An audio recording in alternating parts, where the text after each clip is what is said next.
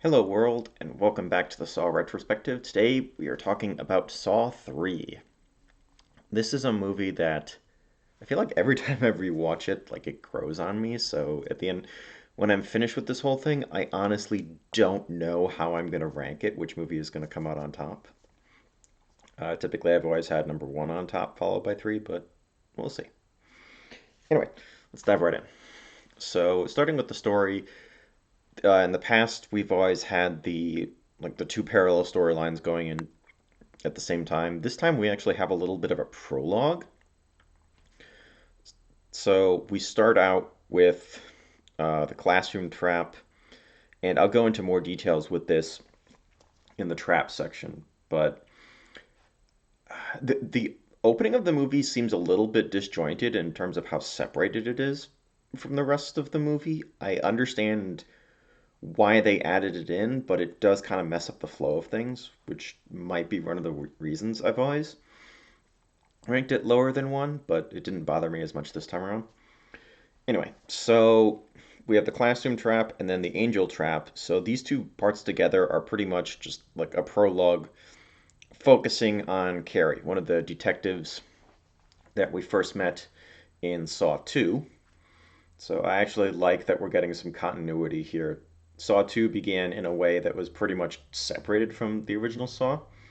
Whereas with this, we're reintroduced to Carrie, we see Riggs again, and we see Hoffman for the first time. He'll be showing up again later.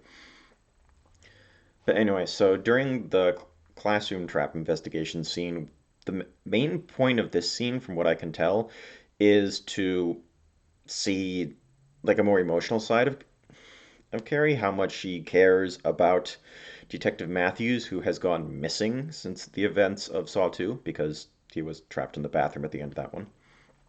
So we get a little bit more of her character there. And then we move on to her being captured and subsequently killed by the Angel Trap.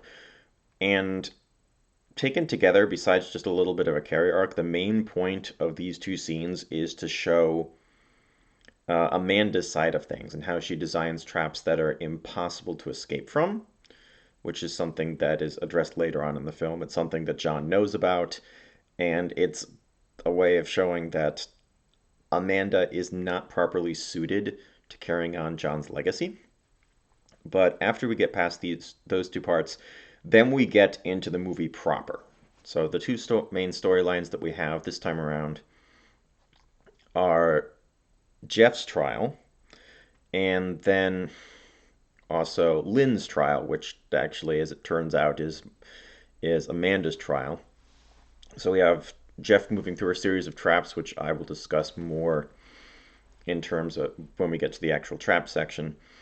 And then we have the other plot of Amanda, Lynn, and John in this kind of makeshift hospital area it pretty much is set up in a basement almost. I don't think it's a literal basement, but it's this out of the way area. It's pretty grimy, which fits with the aesthetics of the rest of the series. And it seems like the kind of place that you wouldn't want to be, and not just because it is just filled to the brim with various implements of death and torture, but it doesn't seem like a very nice place, even with that all aside. So, which one do I want to talk about first? Talk a little bit about Jeff's trial. So, one of the small complaints I had about Saw 2 was that it was mostly seemed that the nerve gas house seemed almost like it was designed to just shepherd the group of people from one trap to the next, and in between we had these like little scenes of talking that didn't really add a lot to what was going on. Here we have a similar situation with Jeff being led from trap to trap, except here there's no illusion about it. That is the point of his trial. He is supposed to go through these various traps not as someone trapped in them, but as an almost external participant. And in between, since it's just him, we don't really get moments of dialogue, but we get little bits and pieces of stuff. He starts to get pictures or pieces of a torn picture, and he starts to get, okay, like a bullet and a key, and we're starting to see things slowly pieced together. we get a lot of flashbacks of what his life, what Jeff's life is, or more accurately, what it has become, as he is a person who has just become completely consumed by grief and vengeance at the loss of his son, to the extent of just outright neglecting his wife and daughter. And this is the reason why he's being tested. John wants to essentially show Jeff that he shouldn't be living in the past. He should be appreciating the present. He has these things which are good to him in his life that he has just completely tossed aside, and he's unable to move on past the death of his son.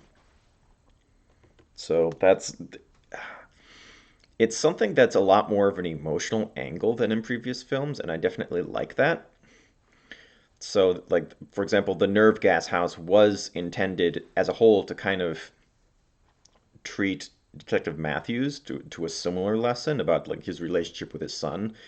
But there's a lot more to it this time around because in Saw 2, Detective Matthews was just he was an aggressive cop. He wasn't playing by the rules, and he had a bad relationship with his son, kind of more just as an addition to that rather than directly because. Whereas here, Jeff's relationship with his family has completely fallen apart just because specifically who Jeff has become in the aftermath of the loss of his son, and there's just a lot more of an emotional value to it this time around. I feel like Jeff is, in a way, a lot more of a sympathetic character than Detective Matthews was. So on the other side of things, we have uh, Amanda Lynn and John Kramer again.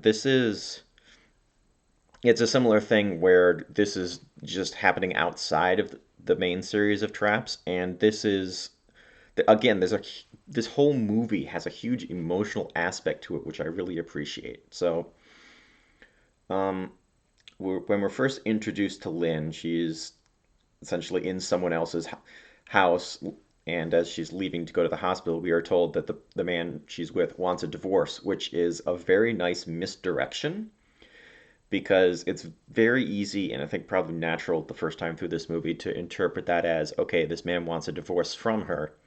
But in fact, it's this man wants her to divorce her husband so she can be with him instead, which is it's a nice little twist and something that you don't catch until rewatches.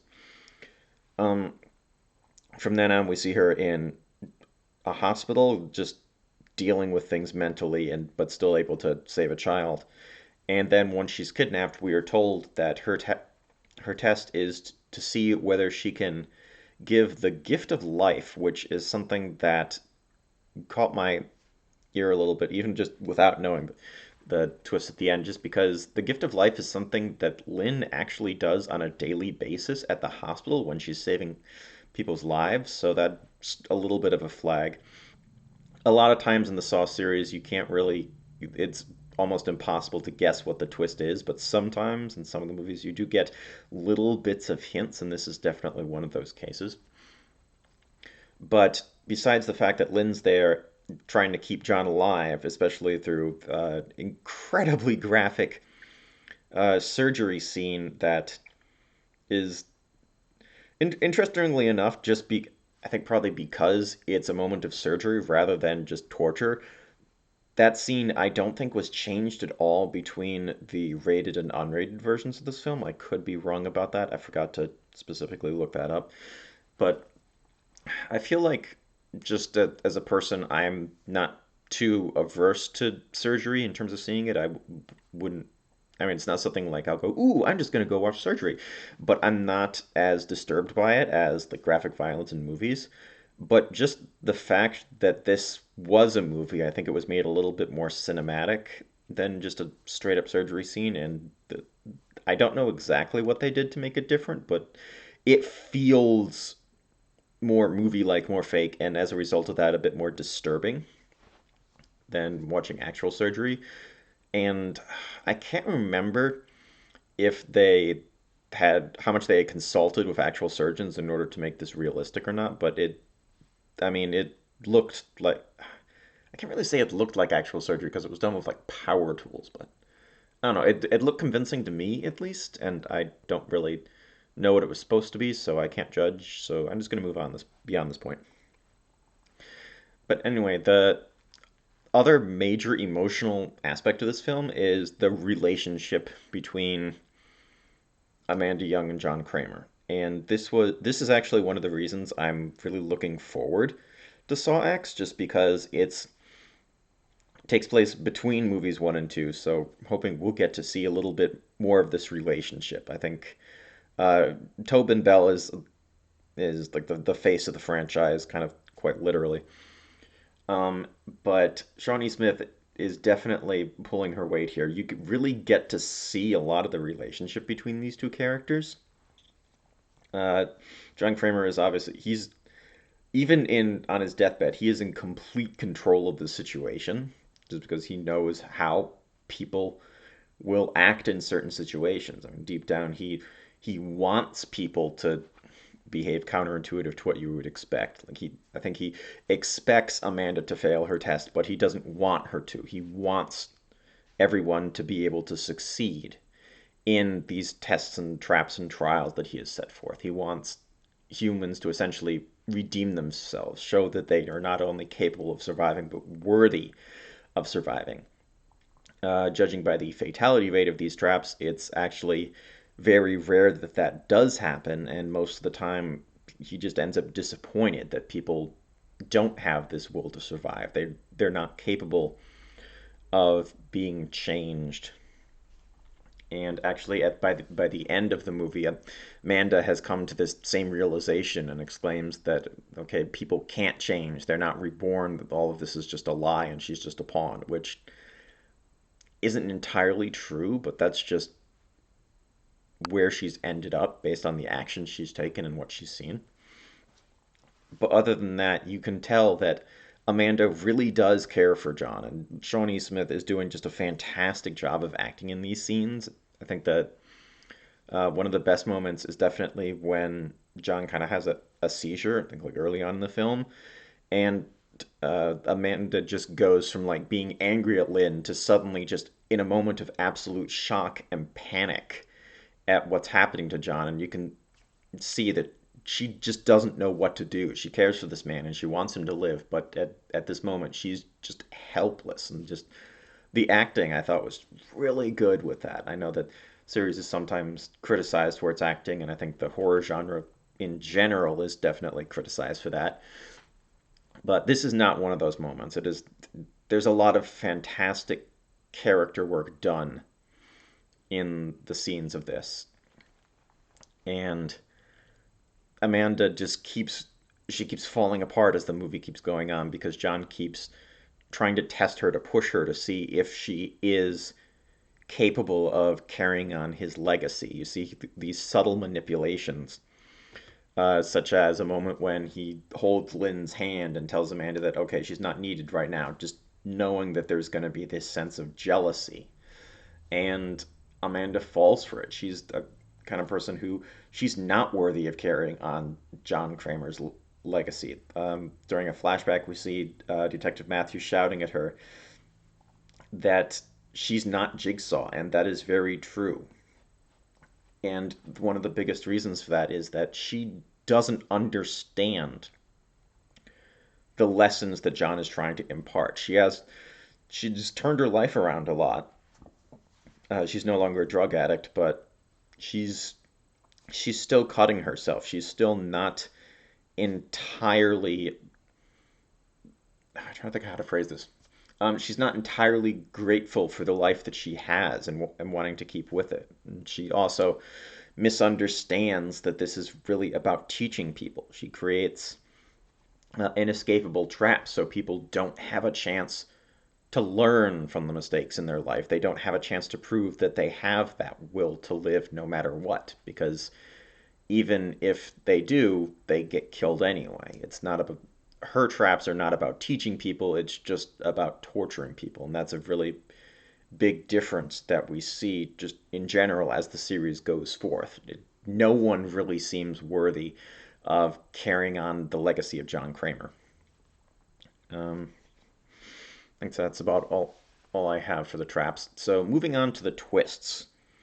There's a couple twists that kind of come just right after another and are clued into each other.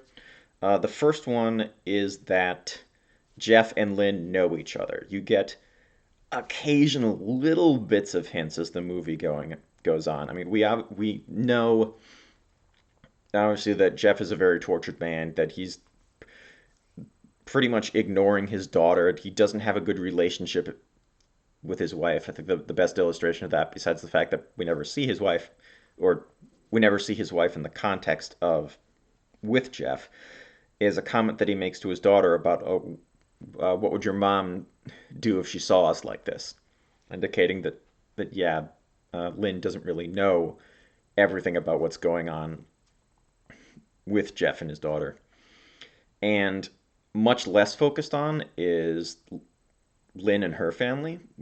We get most of that right at the end when John asks Lynn, okay, like, what about your husband? What about your daughter? What about your son? At which point Lynn gets visibly angry about that because, as we find out soon, that her son was killed by a drunk driver.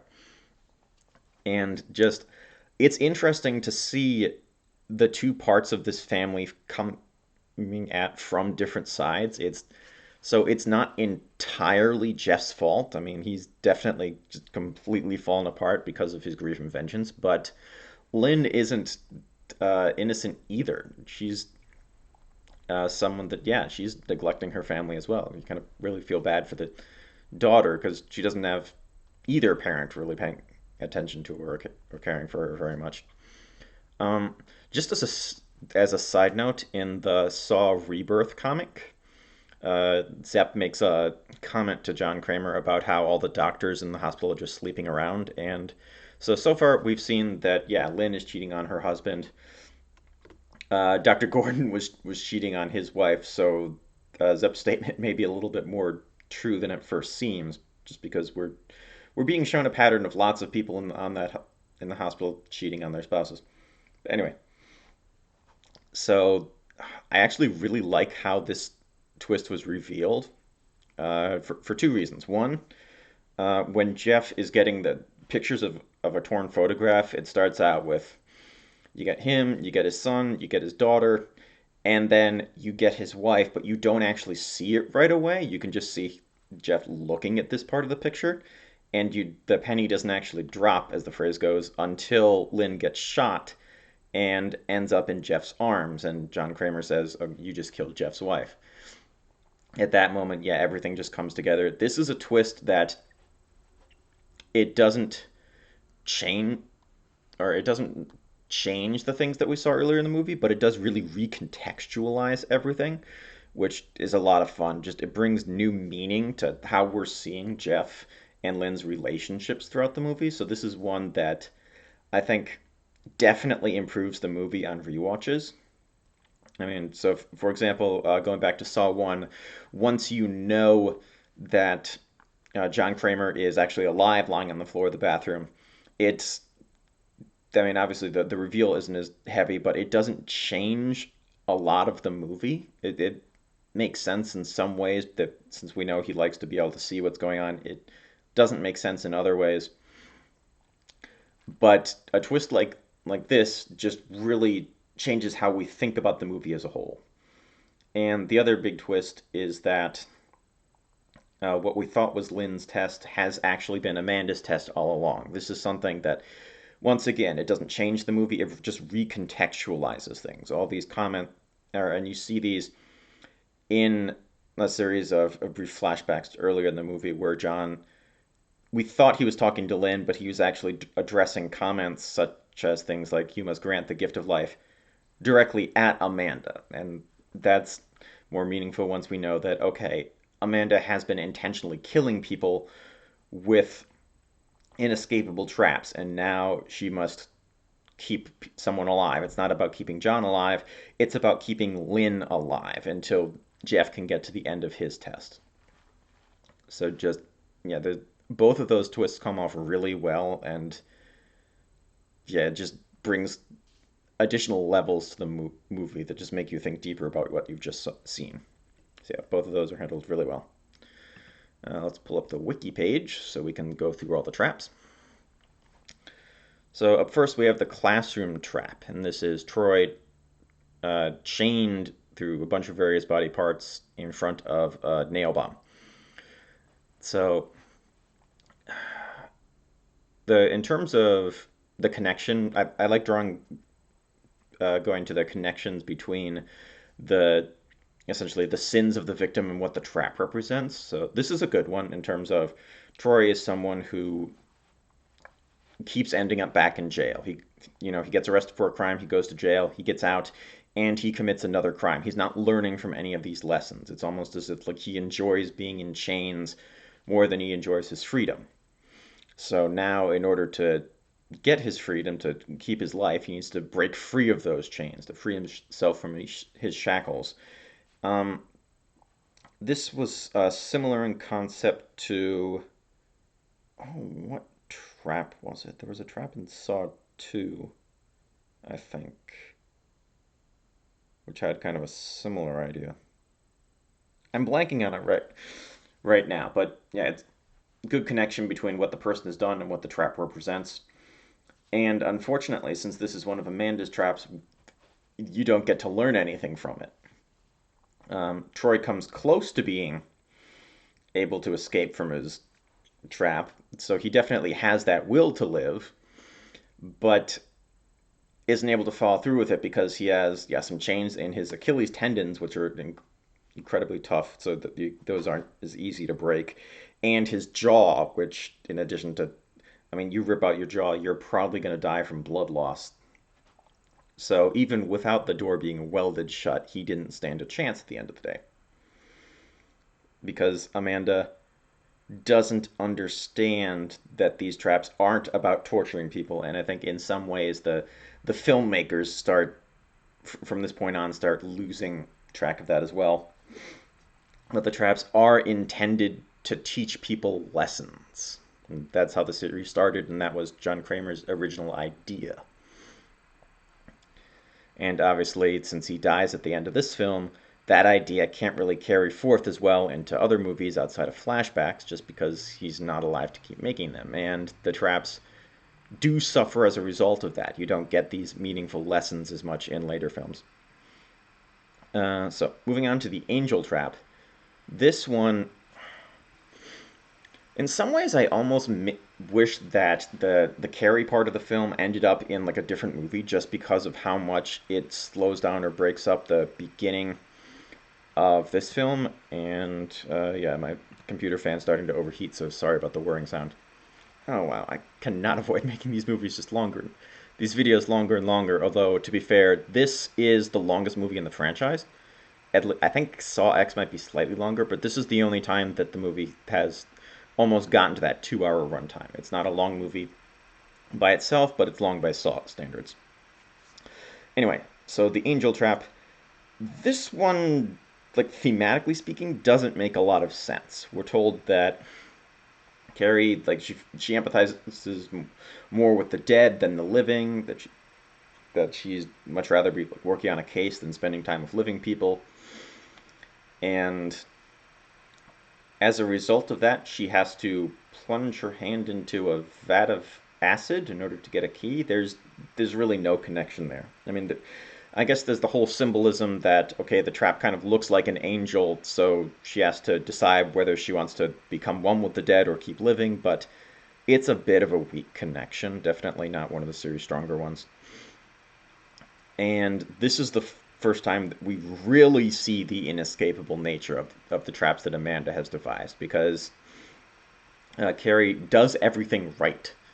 She has that will to live. She puts her hand in the vat of acid, she gets the key, she unlocks the lock, and the trap doesn't budge. She's just stuck there until it rips her apart and she dies. This is definitely even more so than the classroom trap because Troy didn't completely escape, but yeah, Carrie did everything she was supposed to and isn't able to learn from that. She doesn't get a chance. She doesn't get out of the trap. So that's definitely a bit of a sad moment. The shotgun collar. This is one that, yeah, similar to some of the stuff in the past. I don't consider this an actual trap. This is more like a booby trap, or in this case, it's essentially an insurance method. It keeps Lynn on task throughout the whole movie. And at one point, Amanda mentions that this was something she designed. And I think she mentioned this in this interesting scene where she gives Lynn a perfect opportunity to kill her while mentioning that, hey, you shouldn't do this because you're going to die if that happens. But yeah, this is one of Amanda's designs, and it's she doesn't design things to be fair. So this is something that, yeah, Lynn isn't expected to learn any lesson from this. It's just there to, hey, maybe I'll get an opportunity to kill someone if things go wrong.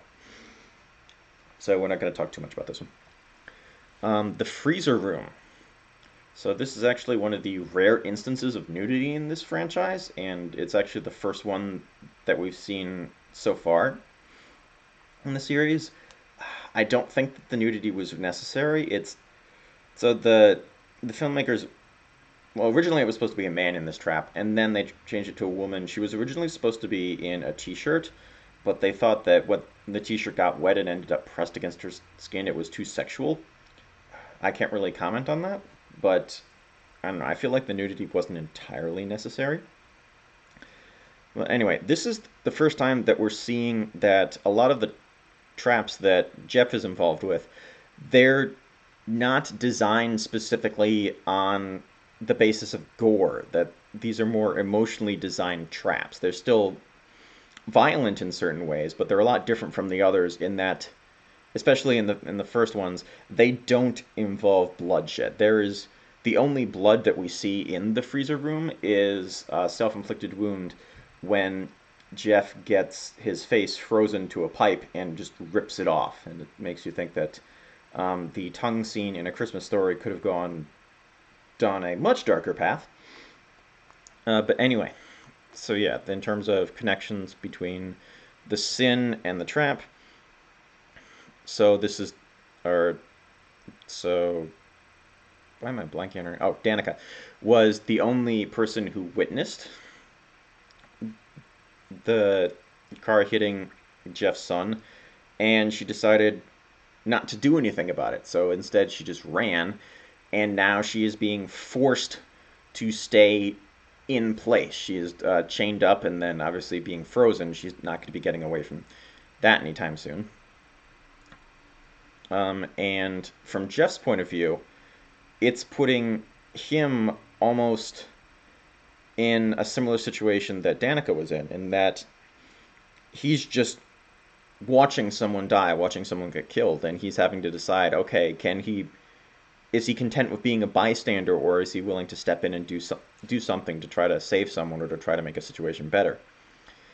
And he actually does. He makes that decision in the end, but it's too late. He's wasted too much time thinking. He's been too consumed by his grief and vengeance. So we're already seeing Jeff's trial get off to not a great start. He made that decision at the end, but by that point, Danica was already dead. So there's really nothing he could have done about that. Even though there's a comment later on in the film that Jeff is moving through the trial much faster than expected, although I'm not entirely sure why, because all the traps are timed, so maybe he's just walking through hallways quicker? I don't know. Next we have the pig vat. This is actually one of my favorite traps in the franchise, just because of what it means, not necessarily because of what we see. And this is, according to the wiki, this is also one of Tobin Bell's favorite traps. I'm not sure of the source of that, but yeah. This is a trap that it's pretty gross, and in fact, even though this is my fourth time seeing this movie, it's still an incredibly gross trap. Something about the sight of gross, maggoty pigs being ground up and their innards being tossed at someone is just incredibly disturbing. I don't like seeing it, but the main point of this trap is purely emotional. This trap is not about the gore violence at all. This is playing with Jeff's emotions. The victim in this trap is the judge who sentenced Timothy Young, the killer, to only 6 months in prison, and now Jeff gets a chance to essentially decide, okay, does he want to serve as his own judge, jury, and executioner, or does he want to let the judge go free? And in order to do that, he must let go of the past. We have a bunch of uh, a bunch of Jeff's son's toys sitting in this case, and we already know how much these toys mean to Jeff because of a flashback earlier where we see him getting incredibly upset that his daughter has taken one of these toys, which is something that, I mean, I'm sure the daughter misses her brother very much, but she's not really getting this chance to properly grieve just because Jeff is kind of taking all the grief for himself. No one else is allowed to do anything that can interfere with that. So there's this really meaningful moment that if Jeff doesn't want to become more of a killer, then he needs to let go of the grief in his past. He needs to be willing to destroy these things that he's cherished and that his son used to own in order to save someone who has essentially done him wrong in the past. And I think that's a really good example of forgiveness, and I'm glad that Jeff actually is able to he gets through this test in the right way in that he's able to save the judge. The emotional value of this trap is greater than I think any other in the series, and it's a really good one. I like that. It's handled very well. And next we have the rack, which so going off of two traps that were not incredibly gorily oriented, we have the rack, which is designed to twist people's limbs off. So that this is definitely one of the more violent moments in the franchise, or not the franchise, but the movie in terms of the actual sight of bones just snapping is very brutal. In terms of connections between the sin and the trap, there's really nothing in this trap. We have Timothy who hit a who killed a child with a car, and as a result, his limbs get twisted into oblivion. There's no connection there. Emotionally, the more interesting part is definitely from Jeff's perspective. We have so Jeff's original plan is that he wanted to shoot Timothy. He wanted to kill him, and we see him in a flashback practicing in his room holding a gun, and throughout his trial he's being handed different pieces, like for example a single bullet with a note that okay, this bullet can end things. But now, because of the shotgun in a case in back of the key that he needs to free Timothy, in order of so Jeff's options have gone from use a bullet to kill Timothy to take a bullet to save Timothy, and that's I think a really interesting reversal. The trap was designed in a way that if Jeff just stands completely to the side, he can get the key, but then the shotgun will shoot and kill Timothy. And Jeff is supposed to stand in its way and take the bullet, I would assume probably like in the shoulder rather than the head or the chest. But since that doesn't happen, and in fact, actually the judge gets killed because the judge was trying to help out in this case, so that's a bit of unfortunate collateral damage.